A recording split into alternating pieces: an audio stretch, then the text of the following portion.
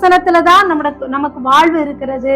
அவருடைய வசனத்தை தான் உம்முடைய வசனம் என் கால்களுக்கு தீபமும் என் பாதைக்கு வெளிச்சமா இருக்கிறது. அப்ப நம்ம வாழ்க்கையில நம்ம இந்த வாலிப காலத்துல ரொம்ப நம்ம கேர்ஃபுல்லா நடக்க வேண்டியது அவசியமா இருக்கிறது. நிறைய பாவங்கள் நம்மளை சுத்திக்கிட்டே தான் இருக்கும், நம்ம கூடவே தான் இருக்கும். அந்த பாவத்தெல்லாம் நம்ம என்ன பண்ணணும்னா உதறி தள்ளி விட்டு நம்ம கிறிஸ்துவை நோக்கி நமக்கு கொடுக்கப்பட்டதான அந்த ஓட்டத்துல நம்ம என்ன பண்ணணும், ஓடணும். அப்ப இந்த வாலிபத்துல நம்ம ஆண்டவருடைய சமூகத்துல நீங்க எவ்வளவுக்கு எவ்வளவு நல்லா ஜெபிக்கிறீங்களோ, அவருக்கு முன்பாக நீங்க பரிசுத்தமா இருக்கிறீங்களோ, உங்களுடைய ஃபியூச்சர் நல்லா இருக்கும். இப்ப நம்ம இந்த வாலிபத்துல நிறைய பாவங்கள் நம்ம செஞ்சுக்கிட்டே இருந்தோம் அப்படின்னா இந்த ஃபியூச்சர் ஒரு நாள் நல்லாவே இருக்காது.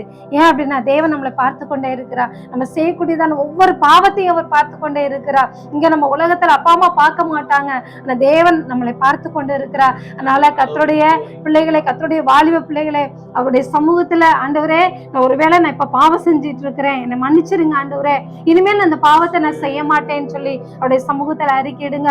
முக்கியமா மொபைல் போன் நம்ம யூஸ் பண்றோம் அப்படின்னா நல்ல காரியத்துக்கு பயன்படுத்துங்க. நிறைய நல்ல விஷயங்கள் இருக்குது, அதற்கு பயன்படுத்துங்க. ஒரு நாள் கெட்ட காரியங்களுக்கு நம்ம ஒரு நாள் அதை பயன்படுத்தவே கூடாது. நிறைய அப்படியே பாவம் வந்துகிட்டே இருக்கும். நம்ம ஷார்ட்ஸ் ஒரு ஷார்ட்ஸ் பார்த்துட்டே இருந்தோம்னா பின்னாடி வந்துகிட்டே தான் இருக்குது, பாவம் இழுத்துக்கிட்டே தான் இருக்கும். 24 மணி நேரம் பத்தவே பத்தாது.